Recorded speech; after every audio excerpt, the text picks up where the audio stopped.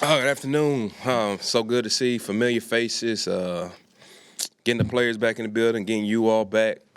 We're off to a great start with the off-season program. Just from a voluntary standpoint, it's good to have the guys in the building as we're starting to learn new schematics from a defensive standpoint. Offense is moving right along, carrying on the momentum from last season, and us as teams just building off of what we did last year, incorporating the rookies, getting those guys in as they wet behind the ears, as you can imagine. And so, we're excited about where we're headed for the 2023 season and looking forward to all the opportunities ahead. How different is it this year where it's building on last year instead of starting from scratch? Yeah, I think the biggest thing is the time on task and what you're really starting to focus in on and what you're really being intentional about when it comes to the work. It's not so much as, trying to reteach or kind of sharpen up certain techniques and fundamentals, because a lot of the times when you're coming in as a new staff, you're teaching different techniques, you're teaching different fundamentals, and some of the guys kind of been used to working certain techniques and fundamentals for 3 to 4 years, and so you're trying to get them out of the habit of working those techniques and fundamentals, and really the biggest thing is the communication and the verbiage of what we're trying to relay and communicate to them. I think that's really the biggest change, is making sure we're all aligned with what we're communicating to one another, and everybody understands and knows that we're all on the same page with that.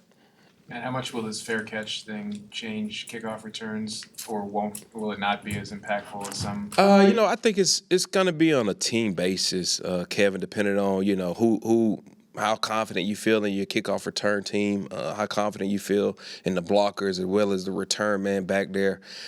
Quite frankly, I don't think it'll be much of a change. But again, it's a 1-year trial run, so we'll see. The game is constantly adapting, changing. 5 years ago, 6 years ago, there was a wedge, right? And so you eliminate that, and the league's continuously trying to find ways to protect the players, because the players are the ones playing the game, and their safety is at the top priority. So it'll be interesting to see how it goes. Now you went to the Accelerator program this week. What was something that you came away, maybe that was eye opening, or how you feel better equipped? Yeah, the Accelerator program, it was awesome. Unbelievable experience. Grateful for the opportunity. We kind of did like a speed dating kind of round robin table with select owners. And so what happened is we had 3 rotations, 2 owners, 2 representatives, owners, executives from 2 separate teams would sit down, and we would do basically a 30-minute, what you consider kind of not necessarily a mock interview, but more so just a conversation being had with them. And what you realize is these billionaires and these high influence major powers are they're just normal people who enjoy and love football, and so you get a good idea, good insight into what the interview process is like, what type of individuals they're seeking, what type of individuals are they looking for, what qualities, what type of personalities, what's the vision look like for the team of who they want to be at the helm. And so you get a good inclination of how you should prepare for the interview, what the outlook of it looks like, and quite frankly, what individuals they're looking to lead their organization. A lot of guys have talked about networking with other coaches too and stuff like that. How do you make those connections? Yeah, that was also a big thing too. So you're looking at 40 of the top minority coaches all in one room, and so maybe half of them you might know, the others you are itching to get to know too, because you never know what position they could end up in, and so that connection is going to be huge, because at the end of the day, this is a relationship business, right? And guys are going to hire who they trust, or who someone else, if Key recommends a guy to me, I wholeheartedly trust Key, and I know that whoever he's bringing to my presence, I know it's going to be a guy that's going to be all in on me. And so just being able to make those connections and broaden your web and your network is huge. So feeling prepared for what's to come as far as interviews was a big thing to take away from that. Do you think on the flip side of that, kind of opens eyes to the owners and Absolutely. talent pool looks like. Yeah, definitely. I think it does open their eyes, especially when you're able to get down, sit down, communicate with them a little bit on what your vision looks like, what your coaching philosophy is, how do you teach, how do you develop players. Just getting an opportunity to sit down with them and allow you to hear them, how you communicate, how do you lead, are you a leader of men? What is your personality like?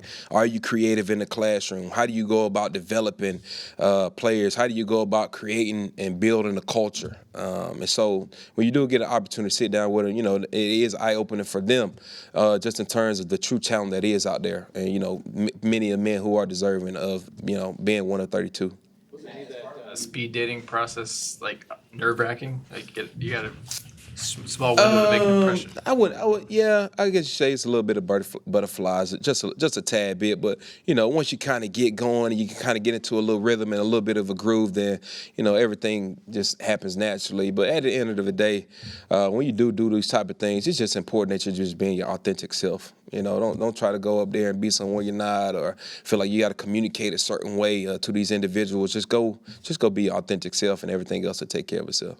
Is part of you saying that it's about time you guys are having things like this to kind of expedite the process of having more black head coaches, saying how the league is comprised of a majority black players? Yeah, for sure. I mean, at the end of the day, we want to. The NFL is about putting the best product on the field, right? Regardless of the race, regardless of the ethnicity, the goal is to put the best product on the field. And, that starts obviously with the man at the helm. And so as you look at it, the acceleration program is a great start to help building towards that, because now you get a better idea of what that talent pool looks like. The search companies that are in charge of helping seeking the top individuals are now kind of more highly involved in that and what that looks like.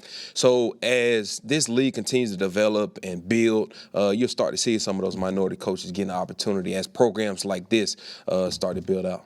I don't know if this was the point of it or not, but were you able to glean any info on just being a sort of a unique background of special teams as it applies to jobs that are higher, and whether that's something that is not quite as much of a stigma once people meet you, or do you think that it is and you need to take that into account as you plan your career? That's a great question, and I didn't get to that, Kevin. That's a great question.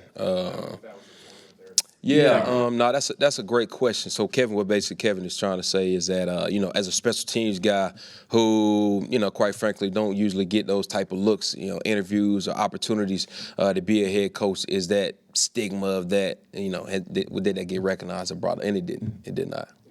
But so then how do you? For me, I've just always think you just got to be so good that they can't deny you. Regardless of what position I play, regardless of who I coach, what side of the ball that I'm a part of, if you're good, obviously the product is always going to be the results. On Sunday, the product that you put out to your players, that's your resume.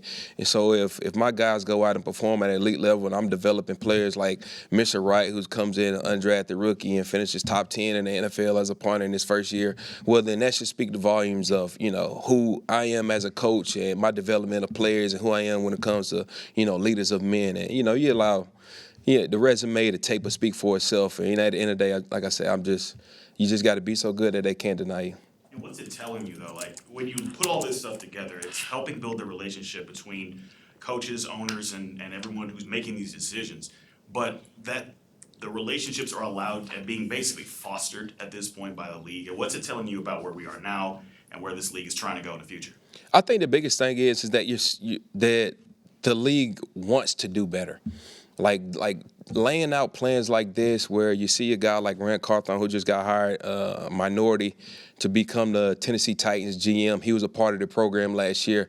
Who says that maybe he doesn't get that opportunity if the NFL didn't start this program last year, right? And so I think the NFL is always looking for ways to build diversity within it, right? You get these DEI committees, you get the acceleration programs, and so they're continuing to build out programs to bring more light to minorities, because, let's face it, this league, it hasn't been that, right, in the past. And so the world is changing, our game is changing, and so you're just constantly looking for ways to adapt, right? The league is constantly adapting, and ownership has to find a way to adapt at the end of the day.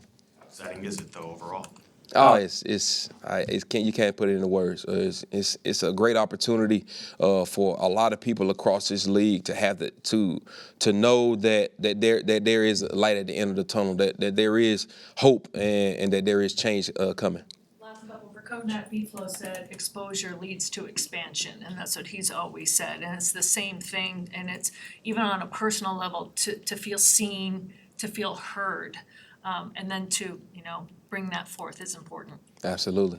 Great. That's a great quote there by Beeflo, because it's so true, right? The more you put yourself out there, the more you're able to be seen, be heard, right? That's kind of when change starts to happen.